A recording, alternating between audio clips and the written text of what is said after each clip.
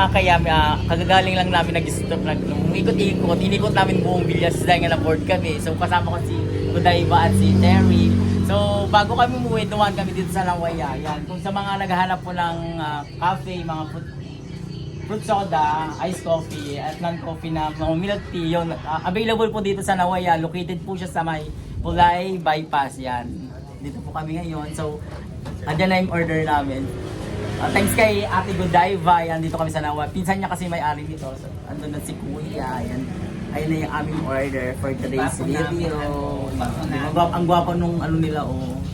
Ay mga kavaklaan, punta lang kayo dito. So yun nga mga kayame, dahil ginabi na kami sa pag-ikot-ikot, paglalamerde yan, dumaan kami dito sa may Nawaya.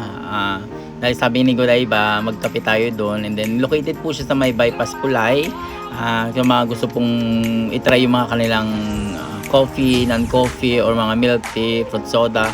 Available po dito, may mga foods din po sila dito, like fries, like basta magkakaiba, iba-iba yung ano nila dito, yung mga foods sila din dito. And then ang kagandahan dito guys is kahit madilim, napaka-comfy, and then maganda yung ambience.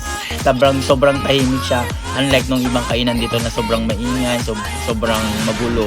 Dito kasi sa Nawaya is maganda yung location nila, and then aesthetic. Ayan, nakita nyo naman. Pagdating namin dyan, medyo marami nagkawayan, si Terry nag-aantay. So nung nag-order kami dyan, babalik sunod-sunod na rin yung maganda. Nakita nyo yung ambience nung Nawaya, ang ganda-ganda, diba? So ang ano pa ng mga crew nila dito, di mga babait. Ayan, so shoutout sa inyo mga kuya. And then ayun, si Ate Godiva, yan, kasama naman si Ate Godiva. Yan, salamat sa palibre Ate Godiva. Yan, sa susunod na punta namin yung ibang branch ng Nawaya. Actually ang Nawaya po is may Rosales, may Ordaneta din, mga pinsan din niya may RN din. So nagbubukas din daw po siya ng kanyang business. So ayan, habang nagkante kami ng ano dyan, ng mga order namin, nagdatingan din yung ibang crew. Ayan, nakita nyo may mga pabuki din pa silang tinda dito. Ayan, nakita nyo yung place nila, ang ganda-ganda talaga.